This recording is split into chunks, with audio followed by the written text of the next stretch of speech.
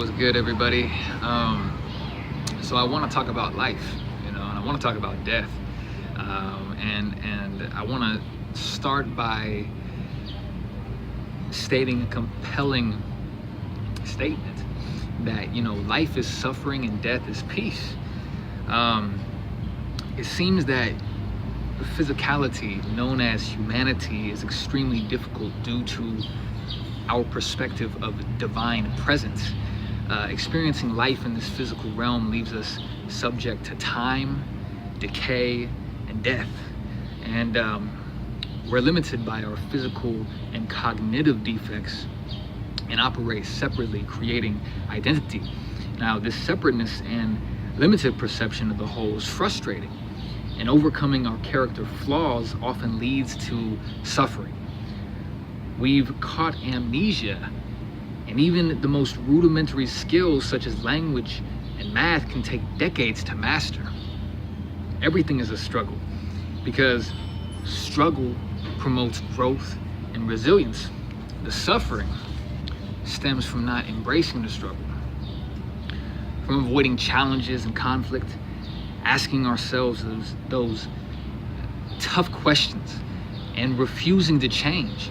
Surely there are methods to tap back into our infinite divine origin, but it cannot be done without acceptance. Acceptance of the struggle, acceptance of our limitations, our character flaws, and the time required to overcome them. However, there's good reason why we suffer and experience a perspective of separateness. It's because this is what creates empathy. This is what creates compassion. By seeing suffering in the world and people around us, we take on that pain as our own. And we feel this so deeply at our core and compel us to improve these circumstances. But why? If we truly are separate, or maybe the perspective of separate goes back to the whole, it seems that what we do to others, we ultimately are inflicting on ourselves. What we do to the environment is what we're inflicting on ourselves, and there seems to be this synchronistic transaction. Thus, the more we accept the limitations of our biophysiology and the environment, it becomes clear that these limitations become obsolete. You actually transmute the idea of separateness, and remember that it's mostly only conditioning.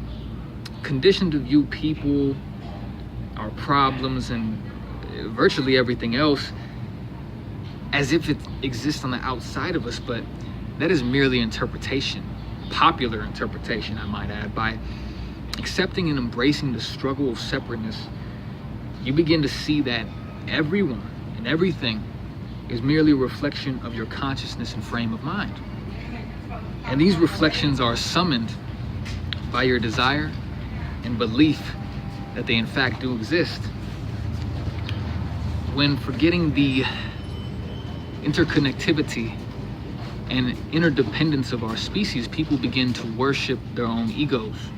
And this worship leads to malevolence, greed, and a heightened sense of self-absorption.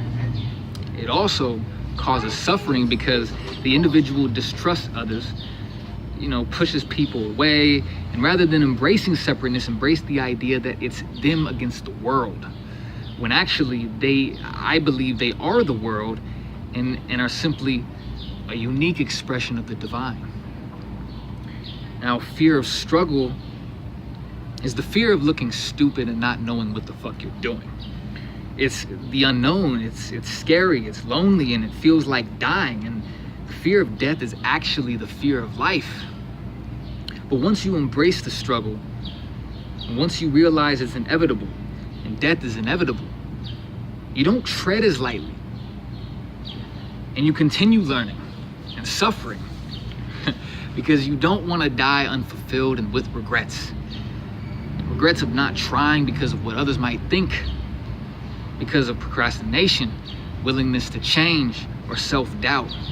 So, in actuality, life is only suffering when one doesn't come to peace with death.